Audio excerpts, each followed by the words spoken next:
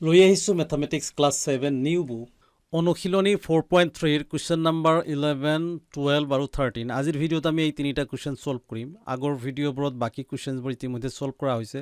যদি আপোনালোকে এতিয়াও চোৱা নাই চাই ল'ব। তো আহক প্ৰথমতে লৈছোঁ কুৱেশ্যন নাম্বাৰ 11।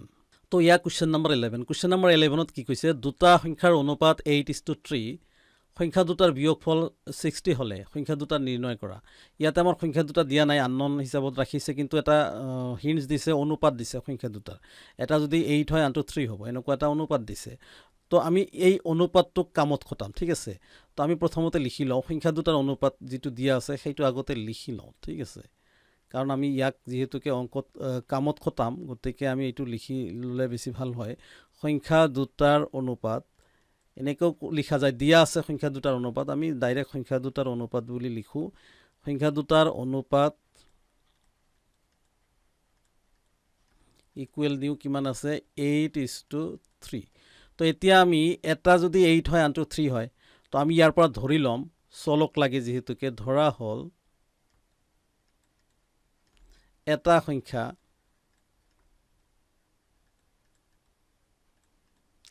সংখ্যা সমান সমান এই 8ক আমি ইয়াৰ লগত x ধৰিম, আনটো সংখ্যা সমান সমান হ'ব 3x। তো মনত ৰাখিব, এনেকৈ লিখিব পাৰোঁ যে ডাঙৰ সংখ্যাটো ধৰা হ'ল, ডাঙৰ যিহেতুকে দুটা সংখ্যা, ডাঙৰ সংখ্যাটো 8x, সৰু সংখ্যাটো 3x, বা আমি লিখিছোঁ এটা সংখ্যা 8x, আনটো সংখ্যা 3x, একে কথাই। তো এতিয়া প্ৰশ্নমতে আমাক কৈছে সংখ্যা দুটাৰ বিয়োগফল, এই সংখ্যা দুটাৰ বিয়োগফল। এতিয়া আমি জানো, প্ৰশ্নমতে আগতে লিখি লওঁ, প্ৰশ্নমতে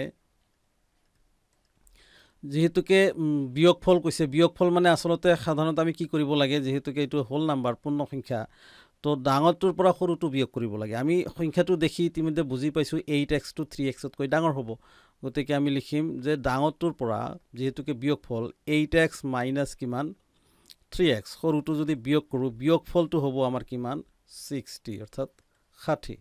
নিশ্চয় বুজি পাইছে, আমাৰ সমীকৰণটো ফৰ্ম হৈ গ'ল। এতিয়া আমি সমাধান কৰিব লাগে। তো আমি সমাধান কেনেকৈ কৰিম, প্ৰথমতে যিহেতুকে আমি ইয়াতে দুয়োটাই একে লাইক টাৰ্মছ আছে, সদৃশ ৰাশি, কাৰণ দুয়োটাতে x আছে। তো আমি ইয়াতে কেলকুলেশ্যন কৰিব পাৰোঁ, 8xৰ পৰা 3x মাইনাছ কৰিব পাৰোঁ, আমি কিমান পাম, 5x পাম, সমান সমান 60 সফালে থাকিল। এতেকে এই এক্সটোক আমি পৃথক কৰিব লাগিলে 5টোক আমি সফালে ট্ৰান্সপ'জ কৰিব লাগিব, 60 আছে সফালে আৰু 5 সফালে যাব, পূৰণৰ আছে হৰণৰ হ'ব বা ডিভাইড হ'ব।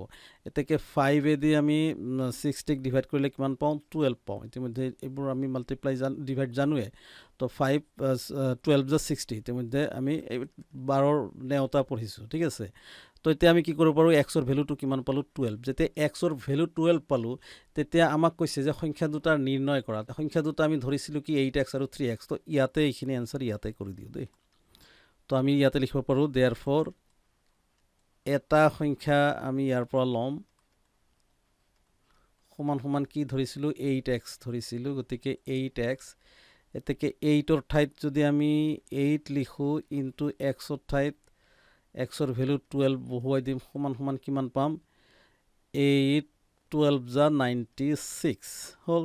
এতেকে আনটো সংখ্যা কিমান হ'ব, আনটো সংখ্যা আছে আমাৰ কিমান ধৰিছিলোঁ, 3x, গতিকে আমি 3x লিখিম। এতেকে 3ৰ ঠাইত 3 এজ ইট ইজ, ইনটু এক্সৰ ঠাইত 12, 3 12 + 36, এই দুটা আমাৰ এনচাৰ। তো নিশ্চয় বুজি পাইছে। তো এইখিনিতে আমি কুৱেশ্যন নাম্বাৰ 11 ছল্ভ কৰিলোঁ। এতিয়া আমি ছল্ভ কৰিম কুৱেশ্যন নাম্বাৰ 12। এইখিনিতে সৰু এটি অনুৰোধ জনাব বিচাৰিছোঁ, প্লিজ ভিডিঅ'টিত এটি লাইক কৰি আমাক উৎসাহিত কৰাৰ লগতে পৰৱৰ্তী ভিডিঅ'সমূহ নিয়মীয়াকৈ পাবলৈ যদি আপুনি এতিয়াও চেনেলটো ছাবস্ক্ৰাইব কৰা নাই, প্লিজ ছাবস্ক্ৰাইব কৰি আমাৰ লগত থাকক। আহক ছল্ভ কৰিছোঁ নেক্সট। তো ইয়াৰ কুৱেশ্যন নাম্বাৰ 12। কুৱেশ্যন নাম্বাৰ 12ত কৈছে, এটা আয়তৰ দিশ প্ৰস্থৰ দুগুণ, আয়তৰ পৰিসীমা 72 হ'লে, 72 একক হ'লে, যেনেকৈ এককটো কি বুজায়, মিটাৰ হ'ব পাৰে, চেণ্টিমিটাৰ হ'ব পাৰে। তো এই ক্ষেত্ৰত আমাৰ একক দিছে, আমি এককে ইউজ কৰিম। 72 একক হ'লে আয়তটোৰ দিশ আৰু প্ৰস্থ উলিওৱা। তো আমাৰ দিশ আৰু প্ৰস্থ নাই, কিন্তু এটা ৰিলেশ্যন দিছে যে দিশটো প্ৰস্থতকৈ দুগুণ হয়, অৰ্থাৎ প্ৰস্থটো সৰু, দিশটো ডাঙৰ, এনেও বুজা যায়। তো আমি ইয়াৰ পৰা প্ৰস্থৰ ভেলুটো আগতে আমি ধৰি ল'ম। ধৰা হ'ল আয়তটোৰ প্ৰস্থ, আয়তটোৰ প্ৰস্থ সমান সমান আমি x ধৰিলোঁ, x একক, ঠিক আছে। মিটাৰ থাকিলে মিটাৰ লিখিম, চেণ্টিমিটাৰ থাকিলে চেণ্টিমিটাৰ লিখিম, একক থাকিলে এককে লিখিম। এতেকে আৰু আয়ত্তৰ দিশ কি কৈছে, প্ৰস্থৰ দুগুণ, প্ৰস্থ আছে x, তাৰে দুগুণ অৰ্থাৎ 2x। তো আয়ত্তৰ কি দিয়া আছে, পৰিসীমা দিয়া আছে। আমি এইটো লিখিব পাৰোঁ, দিয়া আছে বা দিয়া আছে আমি পিছত লিখিলে হ'ব। আমি কি কৰিম, আগতে আয়ত্তৰ পৰিসীমা, এতেকে আয়ত্তৰ পৰিসীমা কিমান আছে, 72 একক আছে, 72 একক, এইটো একক হ'ব। এইটো আমি ব্ৰেকেটত লিখি দিম দিয়া আছে, কাৰণ এই 72ৰ আমাৰ দৰকাৰ আছে, সেইকাৰণে এইটো আমি দিয়া আছে বুলি লিখি থওঁ, কাৰণ দিয়াই আছে যাতে আমি কামত খটাব পাৰোঁ। এতেকে আমি প্ৰশ্নমতে লিখিব পাৰোঁ বা ডাইৰেক্ট সূত্ৰটো লিখিব পাৰোঁ প্ৰশ্নমতে নালাগে দিয়ক। তো আমি ডাইৰেক্ট সূত্ৰ হিচাপত লিখি দিওঁ যে 2 ইনটু দিক প্লাছ প্ৰস্থ সমান সমান আয়তৰ পৰিসীমা।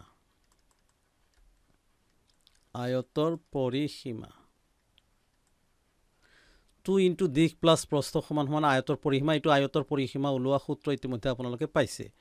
তো এই সূত্ৰত আমি আমাৰ যিবোৰ মান আছে সেই মানবোৰ বহুৱাই দিম। প্ৰথমতে 2 আছে, 2 এজ ইট ইজ থাকিল, ব্ৰেকেট এজ ইট ইজ, দীঘৰ মান কিমান আছে 2x, আমি 2x লিখিলোঁ, প্লাছৰ ঠাইত প্লাছ এজ ইট ইজ, প্ৰস্থৰ ঠাইত প্ৰস্থৰ ভেলু আমাৰ কিমান আছে x আছে, আমি x লিখিম, ইকুৱেল আয়তৰ পৰিসীমা এইটো দিয়া আছে, সেইকাৰণে এইটো লিখি থৈছোঁ যে 72 হ'ব, ঠিক আছে। তো এতিয়া আমি কি কৰিব লাগে, এই ব্ৰেকেটৰ কামখিনি আগতে কৰি লওঁ, যিহেতুকে দুটা লাইক টাৰ্ম আছে বা সদৃশ ৰাশি আছে। তো আমি কি কৰিম, এইটো পূৰণ দিব পাৰোঁ এতিয়া, কাৰণ এইটো উঠি যাব, 2x plus 1x equal direct 3x হয়, যোগ কৰিলে সমান সমান 72।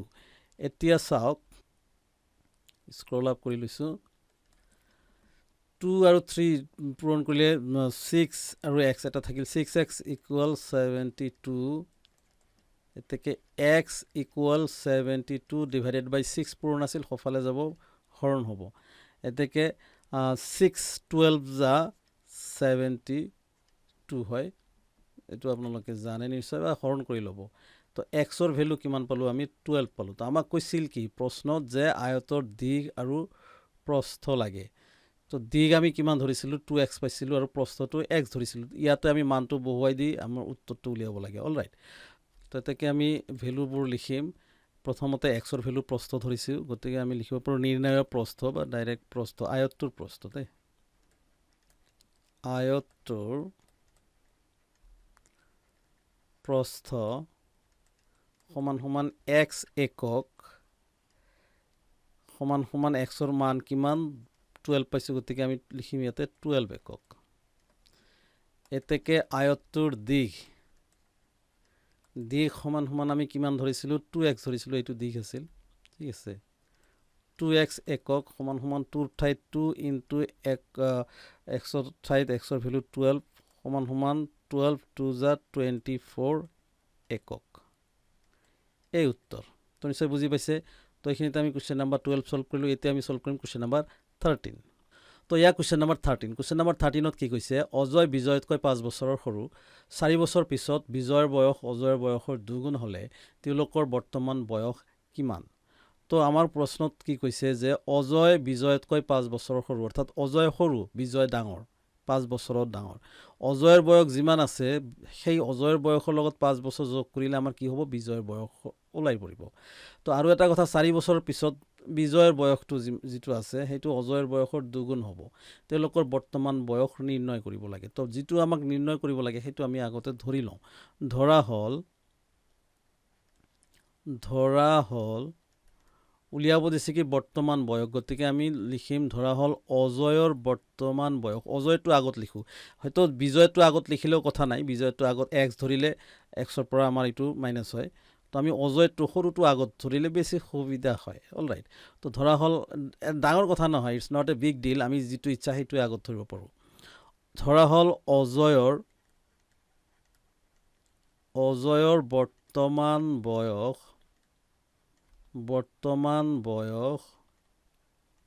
সমান সমান x বছৰ। অজয়ৰ বৰ্তমান বয়স যদি x বছৰ হয় তেন্তে বিজয়ৰ বৰ্তমান বয়স হ'ব কিমান? তেন্তে বিজয়ৰ বৰ্তমান বয়স হ'ব, আমি ইতিমধ্যে পাইছোঁ যে অজয়তকৈ বিজয় ডাঙৰ, তেনেহ'লে বিজয়ৰ বয়সটো কি হ'ব? অজয়ৰ বয়সৰ লগত 5 বছৰ যোগ কৰিব লাগিব। বিজয় যিহেতুকে 5 বছৰৰ ডাঙৰ, গতিকে আমি x+5 লিখিম। আৰু এটা কথা মনত ৰাখিব, যদি প্ৰথমতে আপোনালোকে বিজয়ৰ বয়সটো ধৰা হ'ল বিজয়ৰ বৰ্তমান বয়স x বছৰ, তেন্তে অজয়ৰ বয়সটো হ'ব x-5, কাৰণ অজয় বিজয়তকৈ 5 বছৰৰ সৰু। তো মই যিহেতুকে অজয়ৰ বয়সটো আগত ধৰি লৈছোঁ x, গতিকে বিজয় অজয়তকৈ ডাঙৰ হ'ব।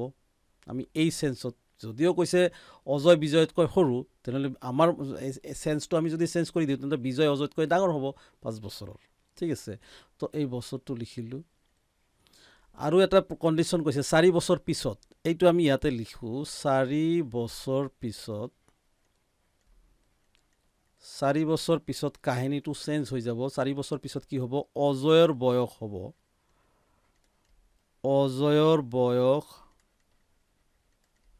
হ'ব, সমান সমান কিমান হ'ব? বৰ্তমান কিমান আছে?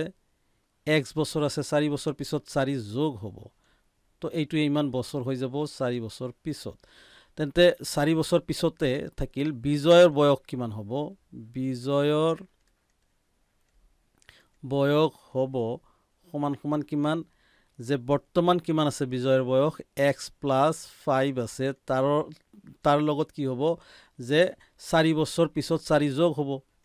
যাৰ বয়স যিমানে নাথাকক কিয় 4 বছৰ পিছত 4 যোগ হ'ব, 5 বছৰ পিছত 5 যোগ হ'ব। বাকী আগত কি আছিল সেইটো ধৰিব লগা নাই, আমি সেই আগতটোৰ লগত জাষ্ট 4 যোগ কৰি দিম, ইমান বছৰ। তো এইখিনি দেখা যায় যে আমাৰ কনষ্টেণ্ট দুটা হৈ আছে। তো কেলকুলেশ্যন কৰি আমি ইয়াক সৰল বনাই থ'ব লাগে বা চিম্পল কৰি থ'ব লাগে যে x+5+4 কিমান? 9, অৰ্থাৎ 4 বছৰ পিছত বিজয়ৰ বয়স হ'ব x+9, আৰু 4 বছৰ পিছত অজয়ৰ বয়স কিমান হ'ব? x+4 হ'ব। তো এতিয়া আমাক কৈছে যে 4 বছৰ পিছত অজয়ৰ বয়স, 4 বছৰ পিছত বিজয়ৰ বয়স। তো আমি এই কুৱেশ্যনটো ইয়াতে ইয়াৰ পৰা হিণ্টছটো লৈ ল'ব লাগিব যে 4 বছৰ পিছত দুজনৰ বয়স আমি পালোঁ, এইটো পালোঁ অজয়ৰ, এইটো পালোঁ বিজয়ৰ। তো 4 বছৰ পিছত বিজয়ৰ বয়সটোৰ কথা আগতে কৈছে, তো আমি প্ৰশ্নমতে এইখিনি লিখিম। প্ৰশ্নমতে 4 বছৰ পিছত কি কৈছে? বিজয়ৰ যিটো বয়স আছে এইটো x+9 সমান সমান কি হ'ব বুলি কৈছে? এইখিনি বুজি লওক যে অজয়ৰ বয়সৰ দুগুণ হ'ব। 4 বছৰ পিছত বিজয়ৰ বয়স সমান সমান অজয়ৰ বয়স যিটো 4 বছৰ পিছত হ'ব তাৰ দুগুণ হ'ব। তো অজয়ৰ বয়স 4 বছৰ পিছত কিমান হ'ব? এইটো হ'ব, আমি ইতিমধ্যে পাইছোঁ x+4, তাৰে আকৌ দুগুণ হ'ব। চাওক হৈ গ'ল সমীকৰণটো আমাৰ, যে 4 বছৰ পিছত বিজয়ৰ বয়সটো হ'ব অজয়ৰ বয়সৰ দুগুণ। তো 4 বছৰ পিছত অজয়ৰ বয়স এইটো, 4 বছৰ পিছত বিজয়ৰ বয়স এইটো, বিজয়ৰ বয়সটো হ'ব অজয়ৰ বয়সৰ দুগুণ, অৰ্থাৎ 2 পূৰণ। তো আমি ইয়াক সমীকৰণটো এতিয়া আমি কি কৰিব লাগিব? অলপ চিম্পল কৰি ল'ব লাগিব। x+9 এজ ইট ইজ থাকিব বাওঁফালে, সোঁফালে এইটো আমি বিতৰণ কৰি দিব লাগিব, কাৰণ ইয়াতে যোগ সাপেক্ষে বিতৰণ বিধি প্ৰয়োগ হ'ব। 2 আৰু x এবাৰ মাল্টিপ্লাই, 2 আৰু 4 এবাৰ মাল্টিপ্লাই, 2 আৰু x মাল্টিপ্লাই কৰিলে 2x হ'ব, প্লাছৰ 2 আৰু 4 মাল্টিপ্লাই কৰিলে 8 হ'ব। তো ইয়াতে এটা নিয়ম আছে যে যিবোৰ সাধাৰণতে কি থাকে, চলক থকা সংখ্যা থাকে বা চলক থাকে, সেইবোৰ আমাৰ বাওঁফালে আনিব লাগে, আৰু কনষ্টেণ্ট বা ধ্ৰুৱকবোৰ অকল সংখ্যাবোৰ আমি সোঁফালে লৈ যাব লাগে, এইটো এটা নিয়ম। তো প্ৰথমতে আমাৰ এই এক্সটো বাওঁফালে আছে, ই বাওঁফালে থাকিব, আৰু এই 2x আছে, আমি সোঁফালৰ পৰা ইয়াকো বাওঁফালে আনিম, ট্ৰান্সপ'জ কৰি দিম, প্লাছৰ আছে মাইনাছৰ 2x হ'ব, ইকুৱেল সোঁফালে আমাৰ 8 আছে, এই সংখ্যাটোক এতিয়া আমি ট্ৰান্সপ'জ কৰি দিম সোঁফালে, প্লাছৰ আছে মাইনাছৰ 9 হ'ব। তো চাওক কিমান হ'ল, যে এক্সৰ পৰা আমি 2x মাইনাছ কৰিলে মাইনাছৰ 1x থাকে, এনেই বুজা যায়।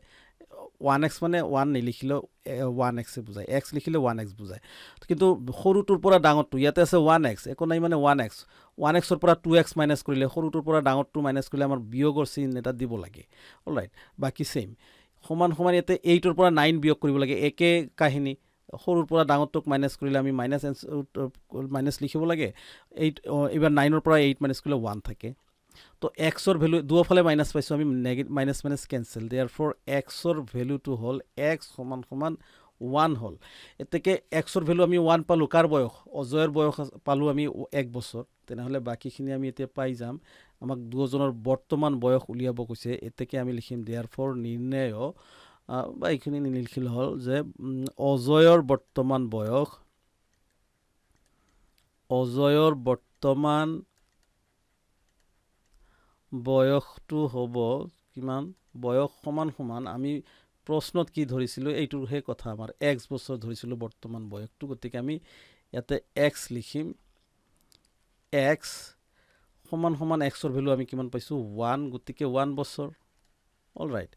আৰু বিজয়ৰ বয়সটো কিমান ধৰিছিলোঁ? বিজয়ৰ বৰ্তমান বয়স সমান সমান, এইটোও চাই লওঁ মনত আছে যদিও, এক্স প্লাছ 5 বছৰ ধৰিছিলোঁ। গতিকে আমি এইটো লিখিম এক্স প্লাছ 5 সমান সমান এক্সৰ ভেলু 1 প্লাছ 5 সমান সমান 6 বছৰ। অজয়ৰ বয়স 1 বছৰ, বিজয়ৰ বয়স 6 বছৰ। আমাক কোৱাই আছে যে বিজয় অজয়তকৈ 5 বছৰৰ ডাঙৰ। অজয়ৰ যদি 1 বছৰ হয় তেনেহ'লে বিজয়ৰ বয়স 1 + 5 সমান সমান 6 বছৰ হ'ব। তো এই উত্তৰ। তো এইখিনিতে আমি কুৱেশ্যন নাম্বাৰ 11, 12 আৰু 13 ছল্ভ কৰিলোঁ। আজিৰ ভিডিঅ'ত ইমানেই, আকৌ লগ পাম নেক্সট ভিডিঅ'ত, তেতিয়ালৈকে ধন্যবাদ।